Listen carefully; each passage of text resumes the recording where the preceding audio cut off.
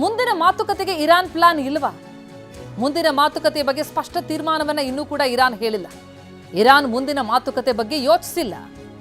Iran ಮಾಧ್ಯಮಗಳಲ್ಲೂ ಕೂಡ ಈ ಮುಂದಿನ ಮಾತುಕತೆಯ ಬಗ್ಗೆ ಎಲ್ಲೂ ವರದಿ ಇಲ್ಲ.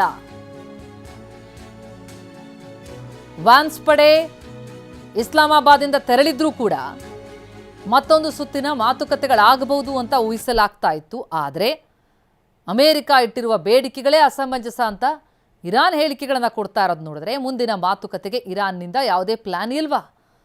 ಆ ಬಗ್ಗೆ ಒಂದು ಸ್ಪಷ್ಟ ತೀರ್ಮಾನವನ್ನು ಇನ್ನೂ ಕೂಡ ಇರಾನ್ ಹೇಳಿಲ್ಲ. ಇರಾನ್ ಮುಂದಿನ ಮಾತುಕತೆ ಬಗ್ಗೆ ಯೋಚಿಸ್ತಾ ಇದೆಯೋ ಇಲ್ವೋ ಅಂತಹ ಯೋಚನೆಗಳು ಯಾವುದೂ ಕಂಡು ಬರ್ತಾ ಇಲ್ಲ. ಇರಾನ್ ಮಾಧ್ಯಮಗಳಲ್ಲೂ ಕೂಡ ಮಾತುಕತೆ ಇಲ್ಲ ಎಂಬ ಬಗ್ಗೆನೇ ವರದಿಯಾಗ್ತಾ ಇದೆ.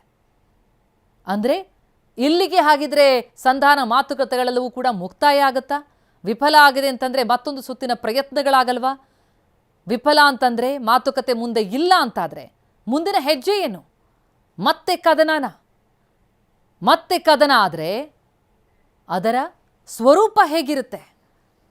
ಅದರ ಹೊಡೆತ ಯಾರ್ಯಾರಿಗೆ?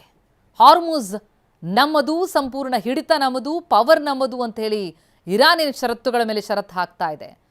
ಶುಲ್ಕ ಪಾವತಿಸಬೇಕು, ಹಾರ್ಮುಜ್ ಜಲಸಂಧಿಯಲ್ಲಿ ಹಡಗುಗಳು ದಾಟಬೇಕು ಅಂತಂದ್ರೆ ಹೇಳ್ತಿದೆ.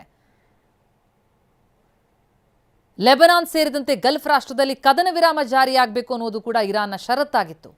ಆದರೆ ಅದ್ಯಾವುದೂ ಕೂಡ ಅಮೆರಿಕ ಒಪ್ಪಿಲ್ಲ. ಜೊತೆಗೆ ಅಮೆರಿಕ ಪ್ರಮುಖವಾಗಿ ಹಾಕಿದಂತಹ ಷರತ್ತುಗಳೇನಿದೆ, ಶುಲ್ಕ ಮುಕ್ತವಾಗಿ ಹಾರ್ಮುಜ್ ಜಲಸಂಧಿಯನ್ನು ತೆರಿಬೇಕು, ಪರಮಾಣು ಅಸ್ತ್ರವನ್ನು ಹೊಂದೋ ಹಾಗಿಲ್ಲ ಅನ್ನೋದು, ಅದಕ್ಕೆ ಇರಾನ್ ಒಪ್ಪದ ಹಿನ್ನೆಲೆಯಲ್ಲಿ ಈ ಮಾತುಕತೆ ಫಲ ಕೊಡದೆ ಈಗ ಮತ್ತೆ ಕದನನ ಎನ್ನುವ ಆತಂಕ.